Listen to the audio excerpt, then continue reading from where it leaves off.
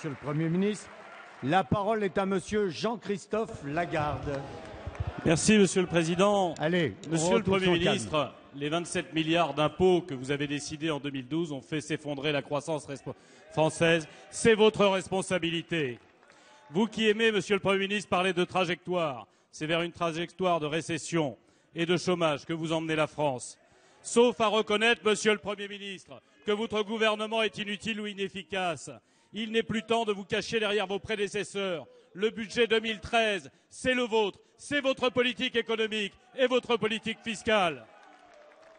Or, 2 mois seulement, Monsieur le Premier ministre, après l'avoir fait voter par votre majorité, il manque déjà 10 milliards et la croissance dont vous nous pariez est revue en baisse, semant la cacophonie au sein de votre gouvernement. Et c'est le tournant de la rigueur et de l'austérité. Et que vous en refusiez les mots, Monsieur le Premier ministre, ne change rien à la situation des familles françaises et à la souffrance qui peut être la leur.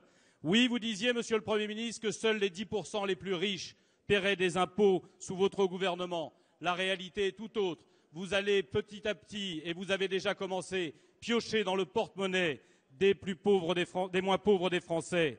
L'improvisation fiscale dont vous donnez l'exemple ces temps-ci pour boucher les trous que crée votre politique économique. Ce week-end, on nous parle d'augmenter la taxe d'habitation. On remet en cause la politique familiale fondée sur l'égalité depuis 1938. On nous parle maintenant de faire des efforts aux retraités qui subissent déjà une baisse du pouvoir d'achat. Cette politique économique, Monsieur le Premier ministre, elle crée du chômage. Votre gourdin fiscal, il crée de la difficulté et de la souffrance. Et les économies de votre gouvernement, on les attend toujours pour 2013. Monsieur le Premier ministre, ma question est simple. Qu'attendez-vous pour changer de logiciel? La parole est à Monsieur Jérôme Cahuzac, ministre chargé du budget. Que l'on écoute en silence. Merci, Monsieur le Président.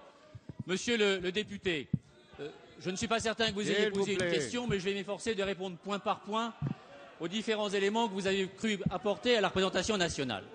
Premier point sur la hausse des impôts. Incontestablement, 2 lois de finances rectificatives et une loi de finances initiale sous l'autorité de Jean-Marc Ayrault ont augmenté les impôts des Français d'une trentaine de milliards d'euros. C'est par le même montant que vous aviez décidé de réagir à la dégradation des finances publiques après 4 ans de gouvernement Fillon, puisque, puis-je vous rappeler, que la loi de finances initiale pour 2012 que vous avez votée, ainsi que les 2 plans de redressement Fillon 1 et Fillon 2 ont abouti à une augmentation des impôts de précisément 30 milliards d'euros. Bref, sur l'augmentation d'impôts de 60 milliards d'euros, il me semble que les choses sont très équitablement partagées en volume, si en revanche, cette partie-là de l'hémicycle a soigneusement veillé à ce que les augmentations d'impôts touchent les plus aisés de nos concitoyens. Vous avez vous-même indiqué d'ailleurs, pour nous le reprocher, que nous sollicitions les moins pauvres, que nous appelons nous les plus aisés. Peut-être pouvons-nous tomber d'accord sur le fait qu'il est assez légitime de demander davantage à ceux qui peuvent le plus, contrairement à ce que vous avez pu faire ces dernières années quand vous étiez majoritaire. Vous avez cru bon également, me semble-t-il, d'indiquer vos critiques quant à l'éventuelle politique familiale, faisant référence, toujours me semble-t-il, aux propos du premier président de la Cour des comptes, dont pourtant vous êtes nombreux sur ces bancs à vous prévaloir lorsqu'il s'exprime, sauf d'évidence lorsqu'il a quelques propos relatifs à la politique familiale. Ce que je veux vous dire, monsieur le député, c'est que le gouvernement de Jean-Marc Ayrault n'a pris aucune décision en la matière pour l'instant, si en revanche des décisions s'imposent.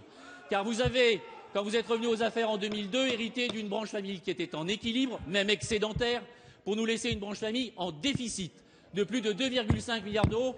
Et Madame Greff, vous qui avez la charge de ce secteur, il me semble que vous n'êtes pas forcément la mieux qualifiée pour expliquer que cette majorité démantèlerait la politique familiale, tant il est vrai que c'est sous votre autorité que cette branche famille est devenue déficitaire, sauf à nous expliquer, Madame la députée, que c'est quand la branche